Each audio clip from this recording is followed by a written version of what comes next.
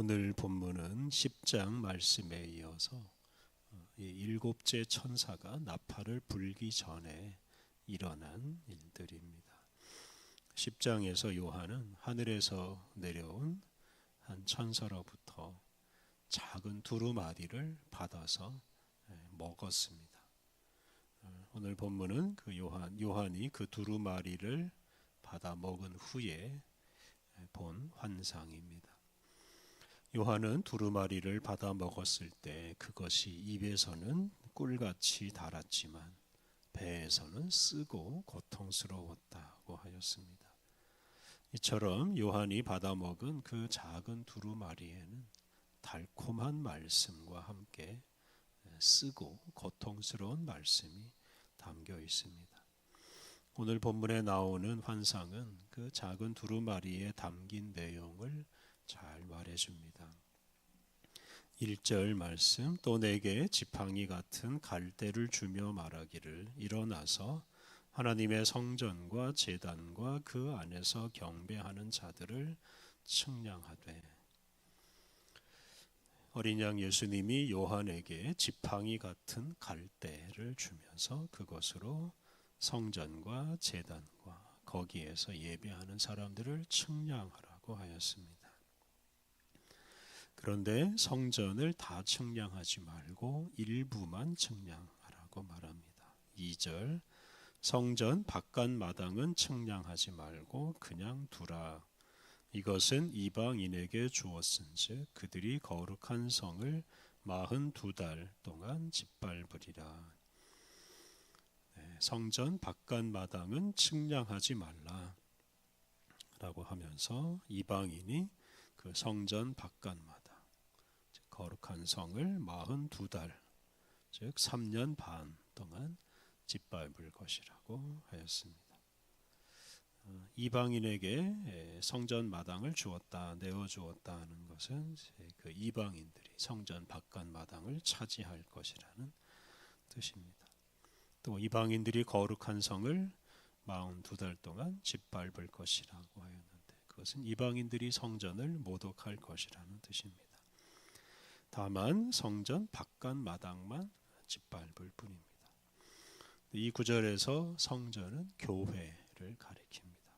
이방인 악한 자들이 교회를 박해하는데 교회의 바깥 부분만 훼손할 뿐 교회의 중심을 더럽히거나 파괴하지 못한다 뜻입니다. 즉 교회를 박해하지만 교회의 본질을 없애지 못한다는 뜻입니다. 그리고 이방인이 42달 동안만 성전 바깥 마당을 짓밟을 것이라고 하였습니다.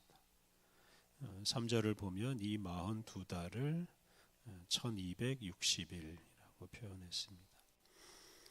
다니엘서 7장 25절 또 12장 7절을 보면 42달을 한때와 두때와 반때, 즉 세때와 반때, 즉 3년 반으로 표현했습니다.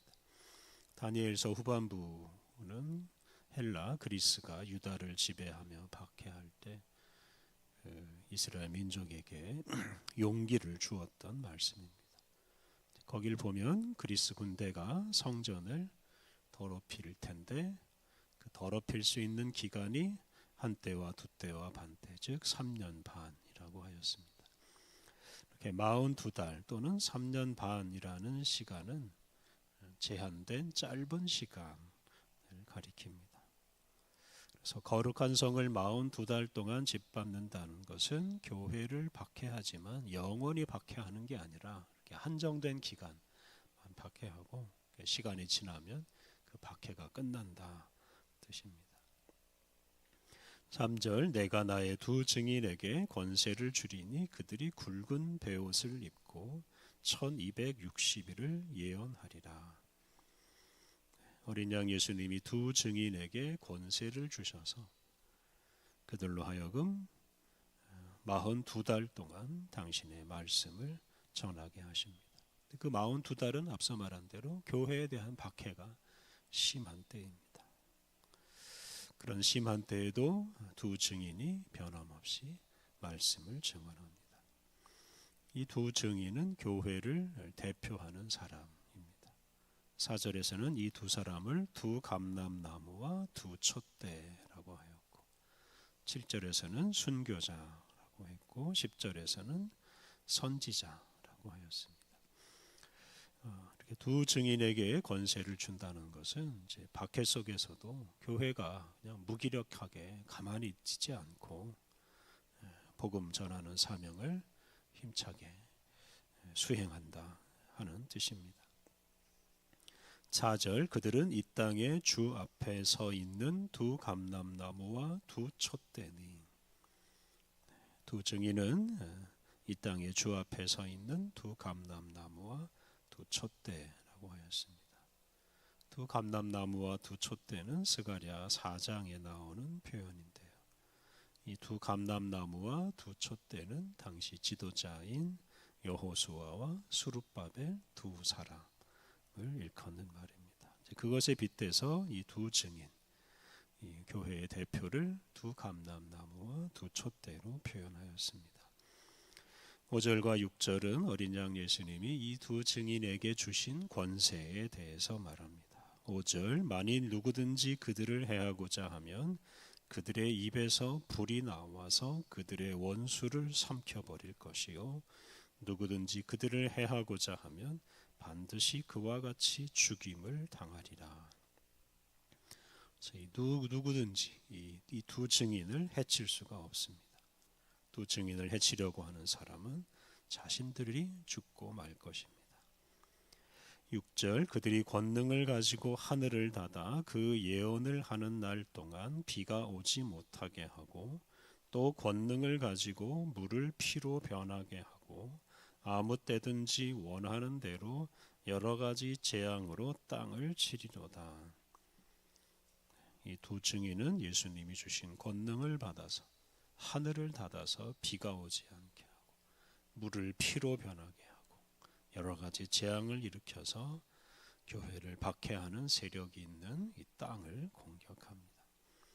10절을 보면 두 증인이 땅에 사는 자들을 괴롭게 했다라는 구절이 나옵니다. 이렇게 두 증인은 교회를 박해하는 세력과 싸우면서 그들에게 재앙을 내립니다. 당시 교회가 비록 박해를 받고 있었지만 그렇다고 해서 교회가 무기력하게 숨죽이며 살지 않았고 오히려 그들과 싸우며 살았다는 것을 알 수 있습니다. 그런데 이 두 증인이 죽고 맙니다. 7절 그들이 그 증언을 마칠 때에 무저갱으로부터 올라오는 짐승이 그들과 더불어 전쟁을 일으켜 그들을 이기고 그들을 죽일 터인즉 두 증인이 42달 증언을 하고 그들의 사명을 다 마칠 즈음에 무저갱에서 올라온 짐승이 두 증인을 죽입니다. 이 짐승에 대해서 이어지는 12장, 13장에서 말하는데요. 이 짐승은 사탄의 부하인 로마 제국이나 로마의 황제를 가리킵니다. 이 짐승이 두 증인을 죽인다는 것은 로마 제국이나 로마의 황제가 교회의 대표들을 박해하고 죽인다는 뜻입니다. 그런데 그것으로 교회가 망하거나 끝나지 않습니다. 8절 그들의 시체가 큰 성 길에 있으리니 그 성은 영적으로 하면 소돔이라고도 하고 애굽이라고도 하니 곧 그들의 주께서 십자가에 못 박히신 곳이라. 이 순교한 두 증인의 시체가 큰 성의 길에 방치됩니다. 그 큰 성은 영적으로 보면 죄악의 도시인 소돔 또 애굽과 같은 것이고 예수님을 못 박은 죄악의 도성 예루살렘과도 같습니다. 어쨌든 그런 성의 길에 이 두 증인의 시신이 방치됩니다. 10절 백성들과 족속과 방언과 나라 중에서 사람들이 그 시체를 사흘 반 동안을 보며 무덤에 장사하지 못하게 하리로다. 이 두 선지자가 땅에 사는 자들을 괴롭게 한 고로 땅에 사는 자들이 그들의 죽음을 즐거워하고 기뻐하여 서로 예물을 보내리라 하더라. 이 모든 나라 모든 백성이 장례를 치르지 않고 사흘 반 동안 그 시체를 그대로 방치하면서 즐거워합니다. 왜냐하면 그 두 증인의 그 증인과 그 증언의 그 두 사람의 증언 때문에 사람들이 괴로워했었기 때문입니다. 그래서 그들 때문에 괴로워하던 사람들이 그 시신을 보면서 그들이 교회를 이겼다라고 생각하고 즐거워합니다. 그런데 그 죽은 두 증인이 살아납니다. 11절 3일 반 후에 하나님께로부터 생기가 그들 속에 들어가매 그들이 발로 일어서니 구경하는 자들이 크게 두려워하더라. 죽었던 두 증인이 3일 반 후에 다시 살아났습니다.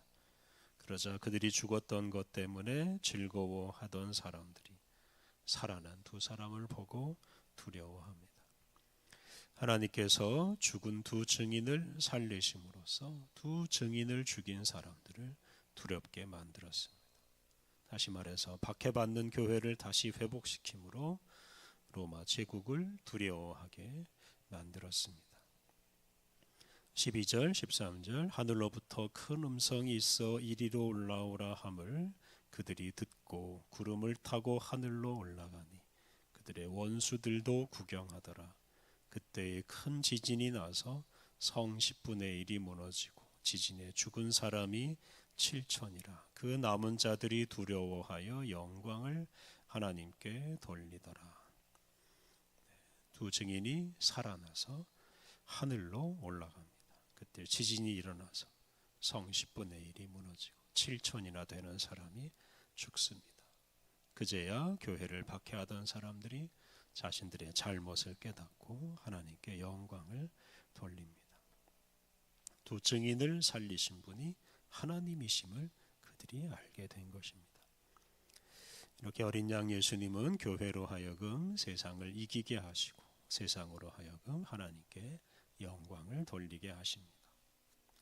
14절 둘째 화는 지나갔으나 보라 셋째 화가 속히 이르는도다. 둘째 화는 여섯째 나팔을 불 때 일어난 재앙입니다. 그건 지나갔고 이제 셋째 화 일곱째 천사가 나팔을 불 때 일어나는 재앙이 이제 곧 시작됩니다.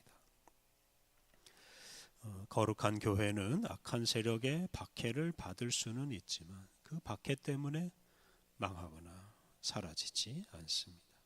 교회에 대한 박해는 결코 영원하지 않습니다. 더 나아가 교회는 예수님의 은혜를 받아서 세상을 두렵게 하는 힘을 발휘할 수 있습니다. 교회는 박해하는 세력을 능히 이길 수 있습니다. 그러므로 성도들은 박해하는 세력을 두려워하지 않아야 합니다. 십자가에서 죽으시고 부활하신 예수님을 굳게 믿고 죽음도 두려워하지 않고 악한 세력과 늘 싸워야 합니다. 예수님께서 우리 교회에게 주신 권세를 기억하고 우리들이 그 교회의 한 지체로서 교회와 진리를 박해하는 세상에서 고난과 죽음을 두려워하지 않고 더욱 담대하게 살아가야 하겠습니다. 함께 기도하겠습니다. 교회를 세우시고 교회를 통해 이 세상에서 일하시는 하나님, 주님은 악한 세력이 결코 교회를 이기지 못하게 하시고 교회로 하여금 세상을 두렵게 하는 능력을 발휘하게 하십니다. 우리가 거룩한 교회의 지체답게 그 어느 것도 두려워하지 않게 하옵소서. 주님이 우리에게 주신 사명을 따라서 담대하게 생명의 복음을 전파하게 하옵소서. 은혜가 풍성하신 하나님, 우리에게 새로운 하루를 선물로 주시니 감사합니다. 오늘도 온종일 주님 말씀 따라 거룩한 길을 가게 하여 주옵소서. 오늘 모든 일정을 주님께 의탁하오며 예수님의 이름으로 기도드립니다. 아멘.